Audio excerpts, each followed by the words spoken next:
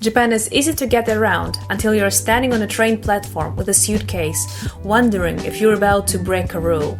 Can I bring this on the train? Is it too big? Did I need to reserve luggage space beforehand?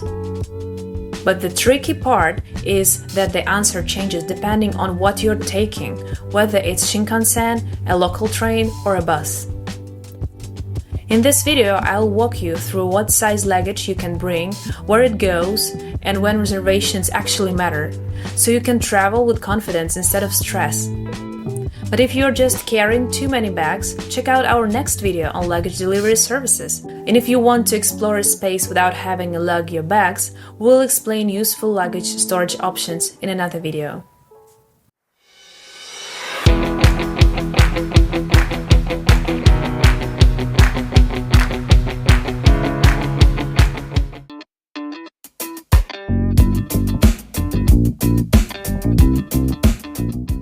Before you start packing, it helps to know that even high-end hotel rooms in Japan are often smaller than you might expect. So, opening a large suitcase can take up most of the room. Not to mention, you'll do most of your traveling by walking or on public transportation. Japan's railway system is incredibly convenient, but it can be challenging with large suitcases, especially when you are dragging them through narrow ticket gates, busy stations, and flight after flights on stairs. So when you're packing, think about how you'll move, not just what you'll bring. For example, instead of one very large suitcase, a smaller suitcase and a backpack can be much easier to manage. But when you're staying for over a week, packing light isn't always realistic, and that's completely fine because Japan offers luggage forwarding and storage options to fit different travel styles. But first, let's go over the luggage rules in public transportation, so you know exactly what to expect.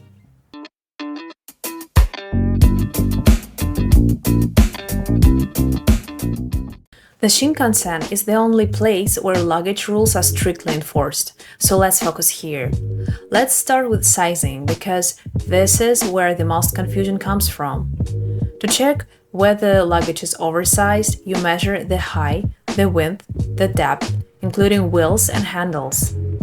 If the total is below 160 centimeters or 63 inches, your luggage is not oversized. One important reminder, it doesn't matter if one side of your suitcase is longer than another example you've seen online. Only the total measurement matters. A long suitcase under 160 centimeters is still normal luggage. Shape affects where you store it, not whether it's oversized. Carry-on suitcase from 53 to 56 centimeters or from 21 to 22 inches fit easily in the overhead rack. Medium-sized luggage from 61 to 66 centimeters or from 24 to 26 inches may fit but can hang over the edge. Because Shinkansen racks have no doors, sudden braking can cause bags to fall. So we do not recommend placing heavily bags overhead. Instead, small or medium bags can be placed at your feet as long as they do not block other passengers or yourself. Just note that green car seats have large footrest, which makes this harder. If your luggage is under 160 centimeters, you do not need a special reservation, even if it doesn't fit overhead. If your luggage is over 160 centimeters or 63 inches and under 250 centimeters or 98 inches, and you're riding the Tokaido, Sannyo, or Kyushu Shinkansen, you must reserve a seat with oversized baggage space. Oversized baggage cannot be brought into non-reserved cars on these lines.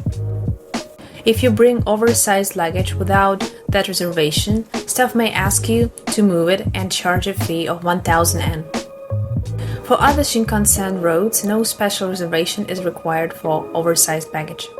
However, luggage space is more limited and is on the first-come, first-served basis. You can reserve oversized baggage seat online, at reserved seat ticket machines, or at a JR ticket office.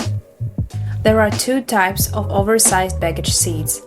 Last row seats available in both the standard and green cars, which give you the space directly behind your seat. Seats with oversized baggage compartments. The position of the seats vary depending on the car. The compartments themselves are usually located on the nearest deck to your seat, near the washroom. Note that there is the maximum size limit for both the upper and lower racks. For the upper rack, the maximum size is 80 by 60 by 50 centimeters, or 31 by 24 by 20 inches. And for the lower rack, it's 80 by 60 by 40 centimeters, or 31 by 24 by 16 inches. The seats are limited, so reserve early once you know your travel time and which Shinkansen road you have to take. To figure out which Shinkansen goes where in Japan and just how the system works, check out our video on Shinkansen. Each passenger may bring up to 2 pieces of luggage, each weighing 30 kilograms or 66 pounds or less. If your luggage exceeds 250 centimeters or 98 inches in total dimensions, or 30 kilograms or 66 pounds in weight, it cannot be brought on board. You can actually reserve an oversized baggage seat even if your luggage is under 160 centimeters or 63 inches. In fact, we recommend this if your bag is too heavy to lift safely or too large to sit comfortably with. Certain items that exceed 160 centimeters or 63 inches, such as sport equipment, musical instruments, wheelchair, and strollers, are allowed without a reservation, unless you want to place them in the oversized baggage space. One final tip: when your stop is announced, take your suitcase and line up at the doors early. Shinkansen stops are short, and being ready makes everything smoother for you and for others. And if all oversized baggage seats are full, then unfortunately you have to book a different train.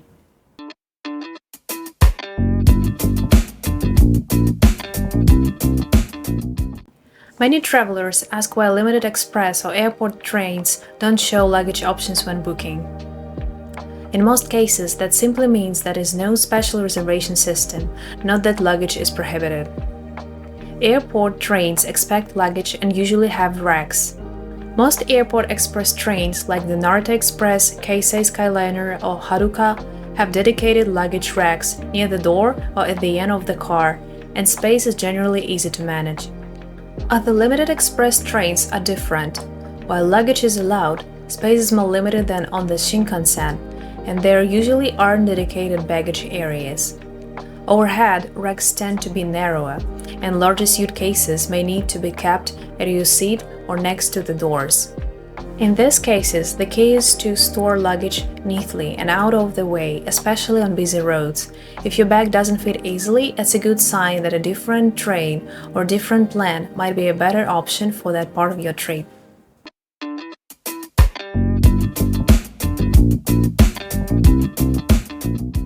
Local trains and subways don't have formal luggage limits, but they do get very crowded. In these cases, it's not about rules, it's about etiquette and making sure that you are not blocking the flow of people, even when you are trying to get to places. So, if you're traveling with luggage, especially larger bags, here are the 4 key rules to keep in mind. First, avoid peak commuting hours, otherwise known as rush hour. On weekdays, try not to travel between 7 and 9:30 in the morning and 5:30 to 7 in the evening in general. Big stations like Shinjuku, Tokyo, and Shinosaka are even more crowded during these hours. Second, stand out of the way of people. There is a small space right next to the door where you can stand with your luggage, so you won't get in the way of people going in or out of the car. Smaller items can go on the overhead racks, but these are much smaller than on the Shinkansen, so you can safely fit a heavy backpack or shopping bag, but it's not ideal for suitcases. Third, drag your luggage upright beside you, not behind you. This way, you are taking up less space and won't accidentally hit the people walking behind you. Of course, this can be difficult with 2-wheel suitcases, so, when possible, use 4-wheel suitcases to move around easier in crowded spaces.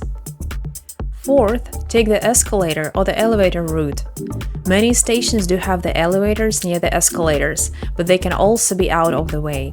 So, make sure you have plenty of time before your train departure to look for this and follow station sign carefully. Just make sure you're taking the elevator to the correct platform. But if you want to be safe and check where the escalators and the elevators are in advance, you can sometimes find the maps online, especially for big stations like Shinjuku. For a guide on how to read station signs and if you're heading in the right direction on the right train line, check out our video on Tokyo Trains Explained.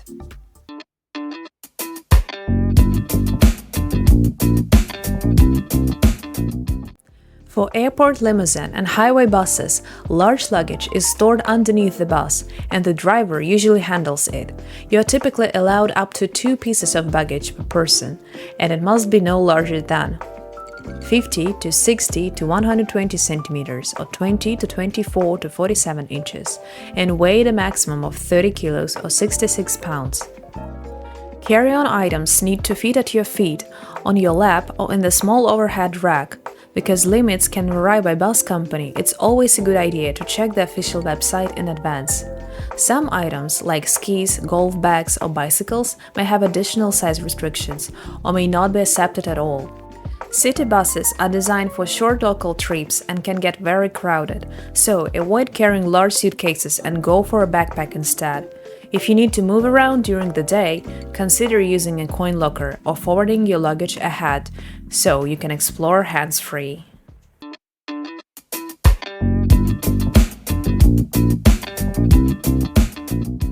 Domestic flights are a convenient way to travel long distances in Japan, for example between Tokyo and Sapporo or Okinawa.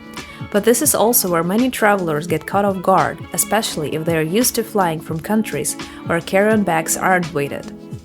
On the most Japanese domestic flights, carry-on luggage is weighted. Typically, you are allowed 1 personal item, 1 carry-on with a combined weight limit of around 10 kilos or 22 pounds. This applies to major airlines like ANA and Japanese airlines. They also allow 1 checked baggage per person, but weight limits vary by fare class and airline. Baby strollers and carriages can often be checked as baggage without charge, but sports equipment and musical instrument exceeding a certain size may or may not be allowed to be checked in depending on cargo space of the aircraft, so always incur beforehand.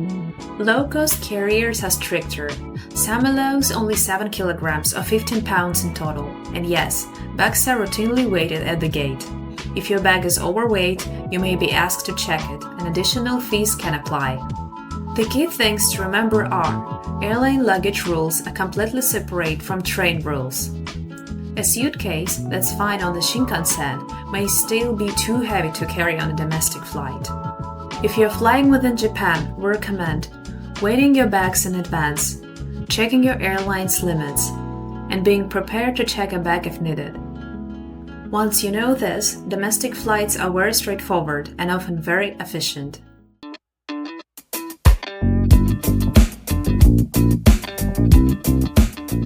Let's talk about taxis and shuttle services. Taxis in Japan usually have more trunk space than people expect. Carry-on suitcases are almost never a problem, and 2 large suitcases will often fit comfortably. This is an easy rule we recommend. If you have more than 2 large suitcases, or you're traveling as a family or as a group, assume you may need a larger vehicle. In those cases, hotels can usually help arrange a van taxi or an airport shuttle, which is designed specifically for luggage. A few important practical points people often ask about. Credit cards. Most taxis in major cities accept them. If you want to make sure though, check out the sticker on the window, showing all the accepted payment methods beforehand. How many people fit? A regular taxi is comfortable for up to 4 people with light luggage. With large suitcases, space fills quickly. Airport trips. For airport transfers with multiple suitcases, a van taxi or a shuttle is often the most comfortable option, even if it costs a bit more. From our experience, taxis are especially useful for short hotel-to-station trips, early morning or late-night travel, situations where stairs or transfers would be stressful. Taxis remove rule anxiety for sure, but they don't remove space limits. So, if your luggage doesn't fit, upgrading to a van saves time and stress.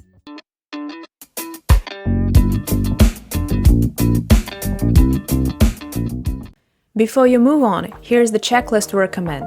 First, measure your luggage size. Remember, it's the total dimension that matter. Then, identify the type of transportation you will be using. You can either choose transport that fits your luggage or pack with your transport already in mind. Next, know where your luggage will go. Will it fit an overhead rack, at your feet or your lap, or do you need a dedicated oversized space? Finally, if it doesn't fit neatly, adjust the plan. Japan isn't strict because it's unfriendly, it's strict because space is shared. If your luggage fits cleanly and you are mindful of others, you'll have no troubles traveling here. In our next videos, we will cover luggage forwarding and storage options if you'd prefer to travel hands-free. Thanks for watching and safe travels in Japan! If you know someone dealing with the same luggage dilemma, feel free to share this video and subscribe to Travel Smart Japan for more practical guides that make your trip smoother and easier.